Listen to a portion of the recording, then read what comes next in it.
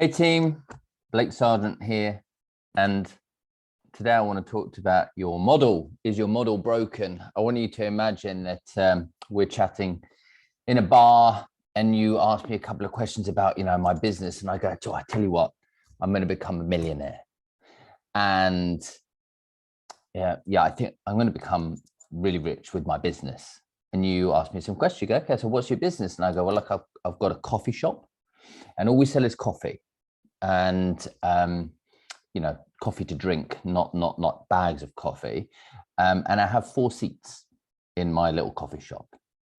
And that might bring some alarm bells to you, because you go, well, selling coffee at £3 a cup and you've only got 4 seats. Can this business actually take you to the destination you want to go? And logic would say, and the finance would say, well, you can't make £1 million business over a tiny little coffee shop that has 4 seats and only serves products that are £3. And that's why it's so essential that we have the right model in place that'll actually get us to where we want to go.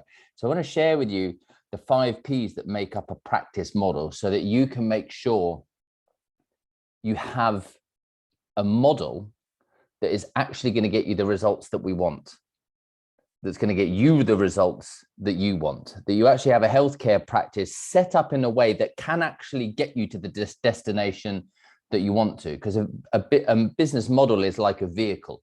We've got to choose the vehicle we want to be in to make sure that that vehicle can get us to where we want to go, so that we don't end up with a business model like the dreamer who wants to make £1 million out of selling cups of coffee in a tiny little place. So I'm going to share my screen. We're going to make notes as we go now. And I want you to ask yourself, is your model broken? Can it actually get you to where you want to go? So first, I'm going to share with you that we're going to go into the model part of the business, because those of you familiar with the recipe that we allow people to copy from our practice so that they can get the same results in their practice. The first place we start is metrics. It's like having a dashboard in your car. You've got to have some data that enables you to pilot your vehicle to where you want it to go. But then obviously the model part is the vehicle. We've got to make sure that we're in a model that can take us where we want to go. And here are the 5 Ps that make up a practice model. And in a minute, I'm also going to show you how these play out in an example of a business. So we've got the property. Oh, let's go back. We've got the property, we've got the people or practitioners, but then we've got admin as well, support team. So that's why we say the people, your team. Products, what do you do? Prices, how much do you charge? And patients, who are you aiming at? So let's look at how you can make some decisions about that to choose a model that suits you, because one size doesn't fit all, meaning you don't need a 10-room practice. You don't have to have a 1-room practice, totally up to you, but just make sure you choose a model that's going to serve your context. So the first P we're going to look at is the property. Now, that comes down to 2 things really. How many rooms have you got and how many sites have you got? If you've got a 1-room clinic, no problem with that, but obviously that's not going to become £1 million business. I use £1 million just because it's a fun number, right? But it's not going to become a £300,000 clinic, is it? It's not going to become a £200,000 clinic, or highly unlikely to be.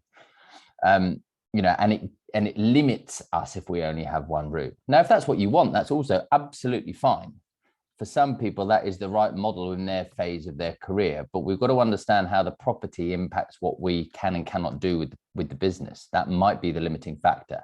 So do we have a 1-room clinic, 2-room, 3-room, 4-room, 5-room? What have we got? But also how many sites?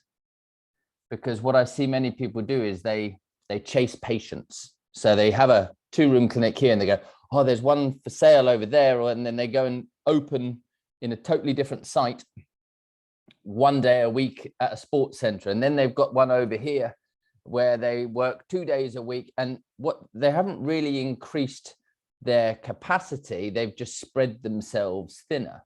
And there are implications to multiple sites, largely, Troy went through a phase where he just kept opening places, and he got to a stage where he had 13 sites, and he realized that none of them were profitable. And actually, if he had just focused on one site, firstly, margin wise, his overheads are way, way, way better. Like, think of the admin support you need, and just the complexity of having multiple sites. Like, obviously I have an opinion on this, right? It's just way easier to have one site and do it really, really well. And from a financial perspective, being able to have your support on site and not have to worry about 8 different places, and somebody goes here on one day and somebody goes there, and we've got to book people in there, and then it's just complex. So we've got to make decisions up front about the property that we're going to house our business in. Next, we look at the people. We've got the practitioners, and then we've got the support. And we need to make some decisions up front. Do we want associates or employed? Because there's a massive difference to the outcome. Employed people it's like getting married. You're committed. You know, they can actually help you build your business. You're going to build something beautiful together. Whereas associate, guns for hire, and probably go and work at competitors on other days of the week. Plus the margins don't really work with associates. So obviously I have an opinion on that as well. And do we go full-time or part-time? And for some team members, like accountant, bookkeeper, we have them off-site or remote, not on-site, and we don't really employ them, but they're still part of our orbit, right? So we're going to make some decisions about people. Then it comes down to our products and prices. Because if you get this bit wrong, like the coffee shop guy who goes, I'm just going to charge £1 for a coffee. Well, that's very nice. And you'll get some very happy customers. You just won't ever make any money. You won't be able to pay your rent. And at the end of the month, at the end of the money, there'll be too much month.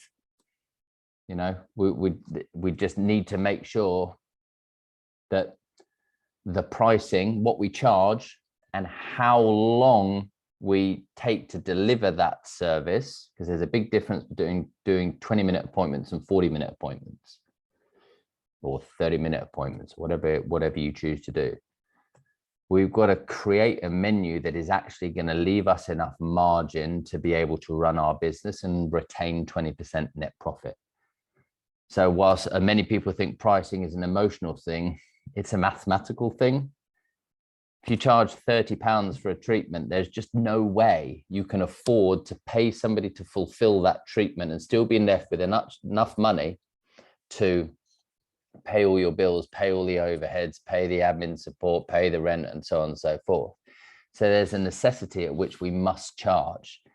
And what I've seen too many times is over here we charge so little and we pay team members. And so then the principal needs to treat just to literally fund that side of the business, and then they become the worst paid person in their practice. And we want to avoid that, right? Healthcare is highly valuable. It's what health is one of the most important things in people's lives, because without health there is no life.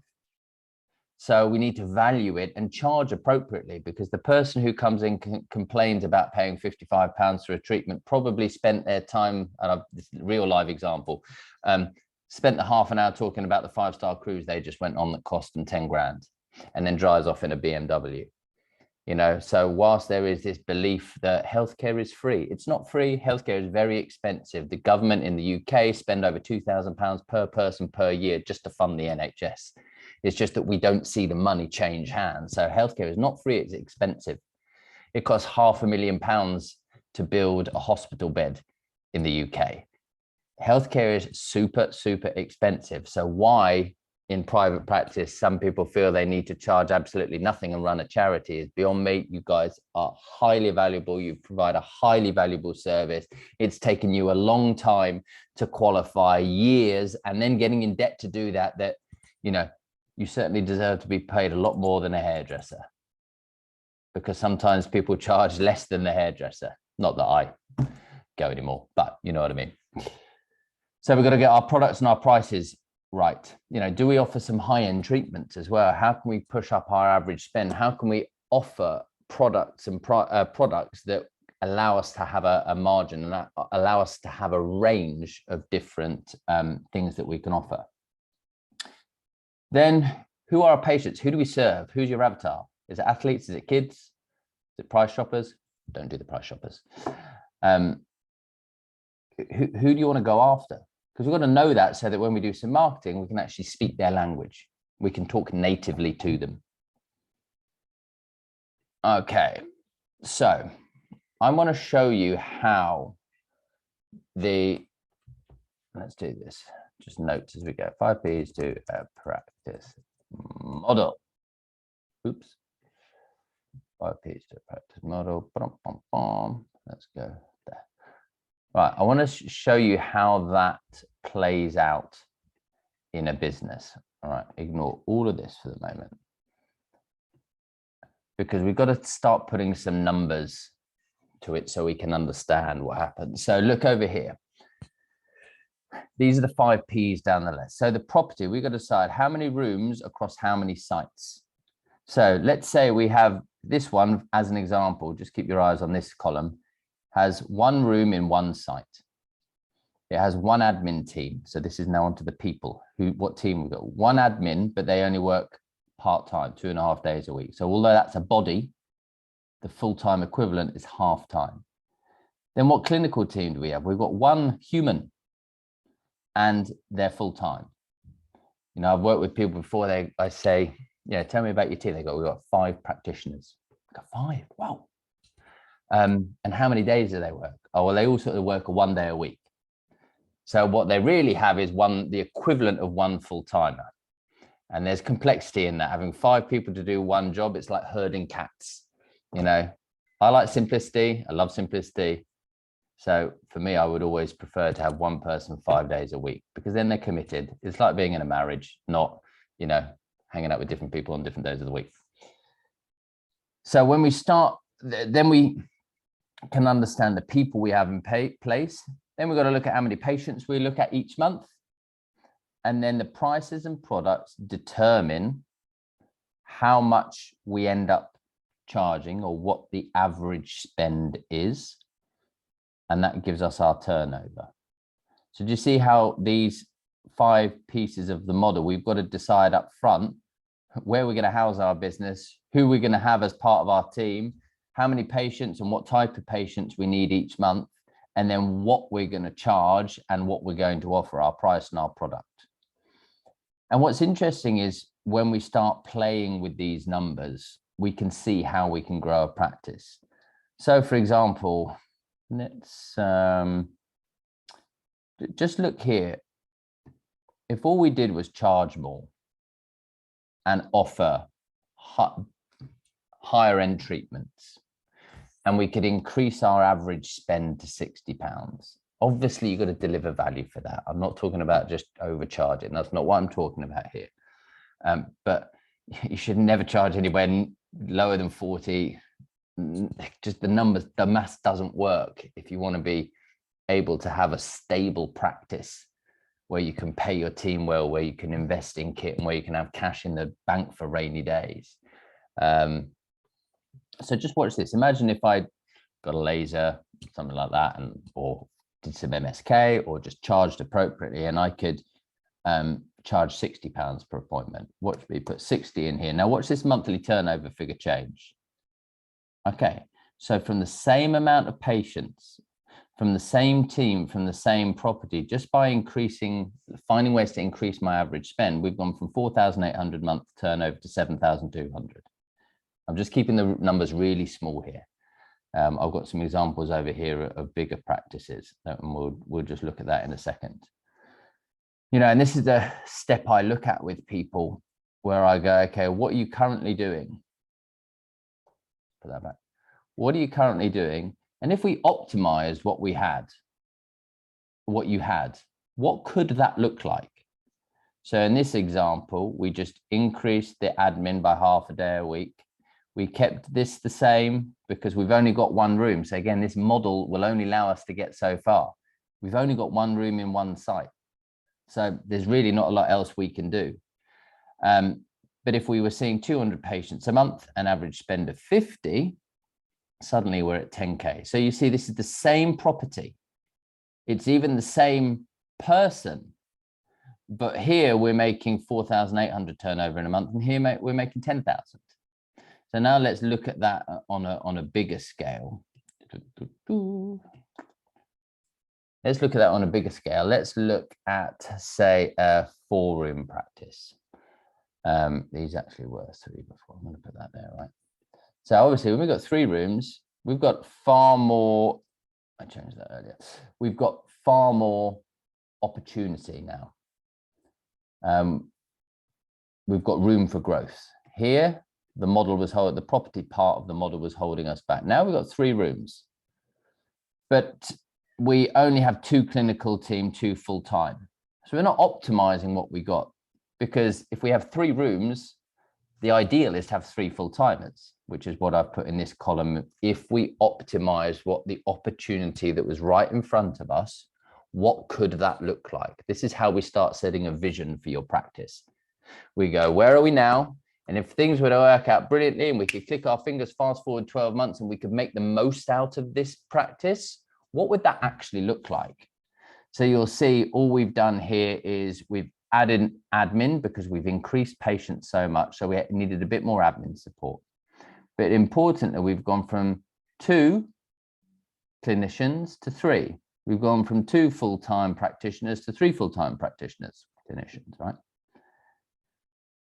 And in this case, we've said, well, how many patients do we want coming through the door each month to fill 3 full-timers? 10 a day per person, 50 a week per practitioner. That's 150 a week across the 3 practitioners, which is 600 patients a month. If we then add some higher end treatment, so look, just watch this, for example. If our average spend is £60, we've got 600 people coming in at £60. In a month, we're going to turn over 36,000. Now, if we can offer some higher end treatments, perhaps we've invested in some kit, and we can increase our average spend to say £85, which I work with loads of clinics who have this and higher. Look at the difference in turnover. Here's your £500,000 a year business. Again, it's just turnover. It's not about us getting greedy. We want to hold on to 20% net profit of this. Yeah, there's still lots of costs to be paid, but turnover is still a pretty good indicator of how well we're doing. Yes, margins are what we look at, i.e. it's not what you make, it's what you keep. There's plenty of costs to be paid out after this, but you can't make much margin if there's not good turnover, right? So this one's got to come first at least. So you see how making decisions up front about the place, the property, right? Massive difference if you've got the opportunity to have 3 rooms versus 1. Again, across how many sites? I'd rather just have it all in one place, like just so much easier. And then you can really build something. Then you've got everybody in one place and you've got just easier, right? Then you've got to make decisions up front about the people that you need in place to deliver the vision. How many patients do you need? And really importantly, what are you going to offer and how much are you going to charge? Really focus on working out how you can deliver great value and still charge more. I heard this great thing the other day. Can't remember who it came from. Might have been Dan Kennedy. And he said, the goal is to become the most expensive and the best value. So the goal is to become the most expensive in your area and the best value, right? So people are paying you great money, but they still walk out going, that was awesome. You know, it's not a case that when you go to a restaurant that the more expensive, the better per se. But what you want to do is you want to walk out of a great restaurant having paid a hefty bill going, that was the best value meal. That was so amazing. I don't mind how much it cost because we absolutely felt we got value. I'd go back there again, right? So we want to become the most expensive and the best value. So we've got to understand these fundamentals. We've got to understand these bits and make decisions up front right now about being very intentional in the model that we want to create, because if we don't have the right model, it can't take you somewhere. This model here, practice A, can only take you to say 100 grand a year, perhaps a little bit more. Whereas this model over here with, look, with a bigger property, with a different team in place, with a much better average spend, which means they've got different prices and product, this can be a £500,000 business. So let's just quickly recap. Where were you? There we go. Let's just quickly recap these ones before we sign off. 5 P's that make up a practice model. You've got to be intentional and decide in advance what you want to put in place, the vehicle that you want to be in, check that that can actually take you to where you want to go. Important in this is to also identify right now where your ceilings are. Like, you know, what is the thing that's going to hold you back? If you have a 1-room clinic and you're full, the thing holding you back is your property. If you've got a 3-room clinic, but you only have 1 practitioner, 1 person in there and they're full, then it's not the property holding you back, it's the people. You need to hire, you need practitioners. If you're doing pretty well with property and people, but your really average spend is not very good at all, and you're working like a dog and seeing loads of patients, but there's still not much profit, then it's your products and prices that you need to look at. And perhaps even with that, you need to start marketing to a different type of patient. You know, do we want to work with runners? Do we want to work with rehab? Do we want to work with whoever it might be, right? But that'd be your choice. So identify the things that are holding you back in your practice, and then become intentional about what model will actually take me to where I want to go. All right, we'll wrap up for there today. Hope that helps. See you again soon.